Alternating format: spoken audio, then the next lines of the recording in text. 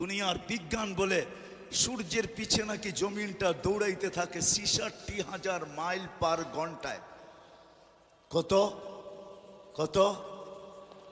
আর গড়তে থাকে পার ঘন্টায় ১,০০০ মাইল।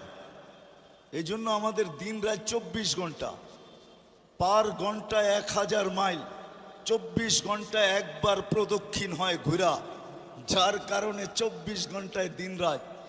আচ্ছা, যেটা ঘন্টায় ১,০০০ মাইল গতিতে চলে ওটার উপরে বসে আছেন, তো বসে আছেন কি করে? আমাকে যুক্তি দিয়া বুঝান না,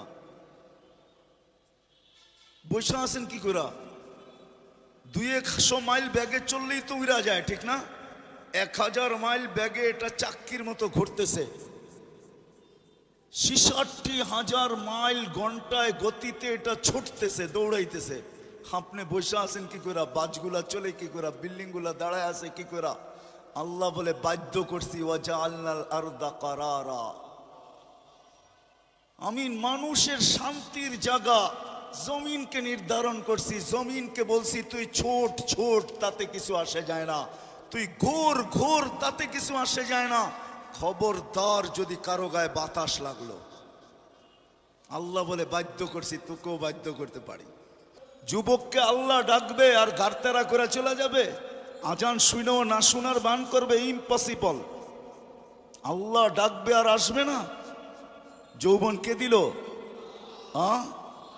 দিতে দেরি পাপ, হারাইতে দেরি হয় না, ঠিক না? দিতে দেরি, আল্লাহকে বলতে দেরি হয় না। আমাদের সমাজ, এই জন্য তো কোরআন বলে ইদা মাসাহুল খায়রু মানুয়া, মানুষ তোরই স্বভাব আজীব, বড় বিদঘুটে স্বভাবের মালিক তুই।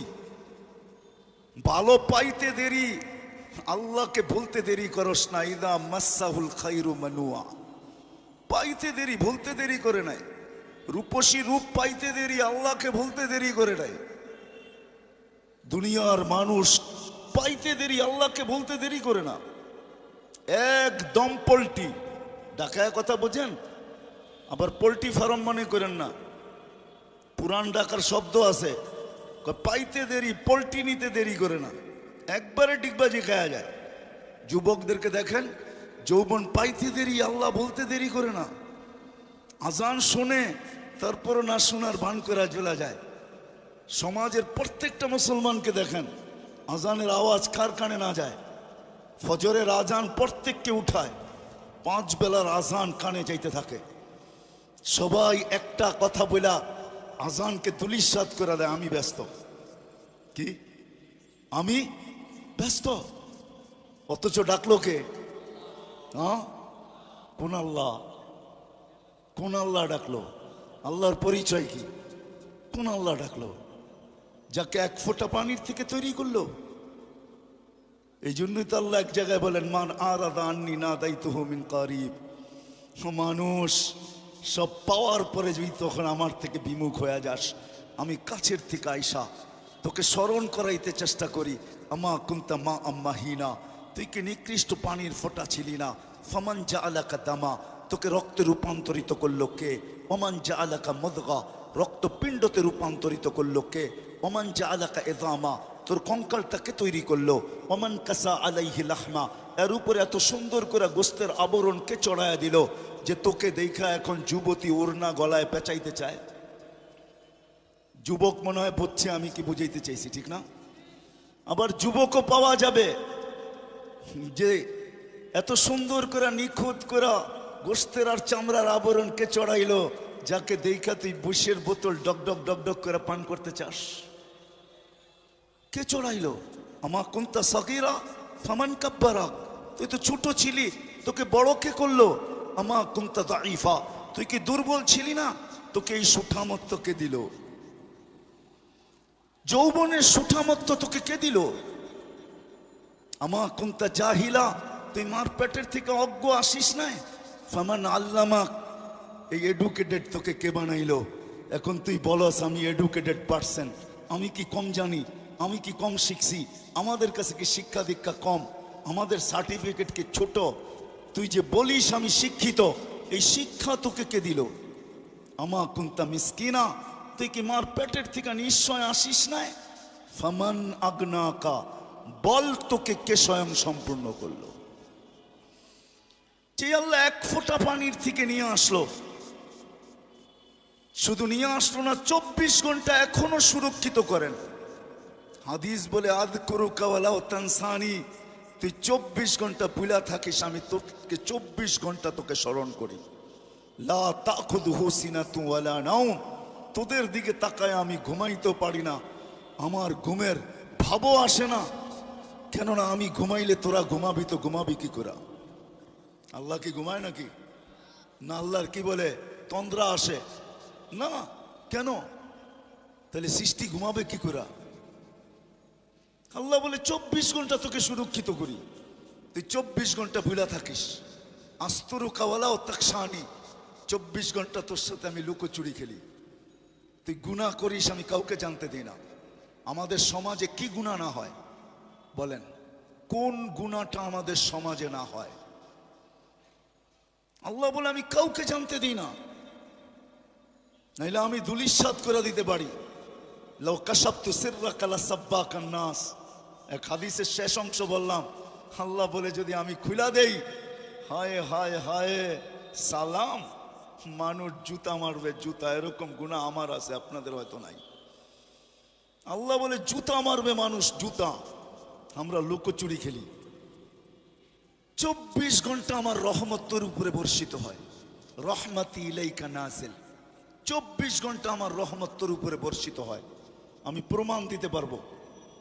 24 ঘন্টা হাসপাতালে তো অক্সিজেনের শর্টেজ হয়, করোনা দেখায় দিছে কিরকম হয়, কিন্তু আজ পর্যন্ত ওয়েদারে অক্সিজেনের শর্টেজ হয় নাই, আর কোনোদিন হবে না। আল্লাহ বলে 800 কোটি মানুষ ডেলি 550 লিটার করে তোমরা পার হেড অক্সিজেন নাও, আজ পর্যন্ত আমার ওয়েদারে অক্সিজেনের শর্টেজ হয় নাই। 24 ঘন্টা এটা আমার সবচেয়ে বড় রহমত, যেটা তোমার উপরে বর্ষিত হয়। তোমাকে সুস্থ রাখার জন্য বিজ্ঞানের উপরে আমি টেক্কা দিয়া, বিজ্ঞান বিজ্ঞান বিজ্ঞান বিজ্ঞান, কিন্তু ডেলি একবার ডায়ালিসিস করার ক্ষমতা রাখে না। 7 দিনে কোনো কিডনির রুগীকে বিজ্ঞান ডায়ালিসিস করবে, এই টেকনোলজি এখনো আসে নাই। আল্লাহ বলে আমি কুদরত দিয়া, আমার প্রযুক্তি দিয়া ডেলি তোকে আমি 36 বার ডায়ালিসিস করি, শুধু সুস্থ রাখার জন্য। তা সত্ত্বেও তুই 24 ঘন্টা নাফরমানি করিস। কোন যুবকের অ্যান্ড্রয়েড সেট এরকম আছে যেটা সারা দিন নেটের জগতে না করে? রাগ হয়েও না, পায়ে হাত রাখে। আল্লাহ বলে 24 ঘন্টা সুরক্ষিত করার পরও যখন তোমাকে ডাকি তো তুমি আসো না। একটাই বাহানা দেখাও, একটাই তুমি বলো আমি ব্যস্ত। যদি প্রশ্ন করি কারটা দিয়ে ব্যস্ত, এই দেহটা কার, কে দিছে? আচ্ছা আমি ব্যস্ত মানলাম অফিসে, কিন্তু এই দেহটা কার? আল্লাহর মানেন তো? না মানলে কোনো কথা নাই, এটা তো বলেই দিলাম, মেসেজ দেওয়া আছে যে তুমি আজকে না মানো কালকে তোমাকে মানতে বাধ্য করব। ওই দিন তুমি চিৎকার দিবে আর বলবে মানি, কিন্তু আমরা বলবো কাল্লা, এই মানায় কোনো কাজে দিবে না। মানার জগৎ পার হয়ে চলে আসছ, বিধায় আজকে মানার কোনো কাজে দিবে না। তো চতুর্থ তৃতীয় স্বাধীনতা হলো মত আদর্শগত। আল্লাহ ডাকে, এতগুলা করার পরেও আল্লাহ ডাকে। কয়জন মসজিদে আসে? এখন আল্লাহ যদি শুধু একটা নামের অধিকারী হতো তাইলে আমি হয়তো মেনে নিতাম যে একটা নামের অধিকারী, ওনার কথা শুনলেই কি আর না শুনলেই কি, ঠিক না? কি বলেন? আকলা তো একটা নামের অধিকারী না, একটা নামের অধিকারী কয়টা? না, রাগ হয়ে যাবেন। হুজুররা ছাড়া এখানে কয়জন আছেন যে 99 নামের তর্জমা কোনো একদিন আপনি পুরাটা পড়া দেখছেন? একজনও নাই এখানে। হুজুররা বাদ দিলাম, মাদ্রাসার তালেবে এলেমদেরকে বাদ দিলাম, সাধারণ মানুষদেরকে বলতেছি, জীবনে তো একদিনও 99 নামের অর্থ পড়া দেখেন নাই। বাংলায় তো অর্থ সহ পাওয়া যায়, তাইলে তো আপনি একটু বুঝতে পারতেন, ধারণা নিতে পারতেন যে আপনাকে কে অস্তিত্ব দিল, আপনার রবকে, মালিককে, কে আপনাকে লালিত পালিত করে। একজনও তো এখানে নাই যে 99 নামের অর্থটা আমি একদিন পড়া দেখছি। পায়ে হাত রাইকা বলি আজকের থেকে যায় একটু পড়েন, যে এটার কোনো ক্ষেত্রে কোনো জায়গায় আপনার আমার কথা মতো চলে?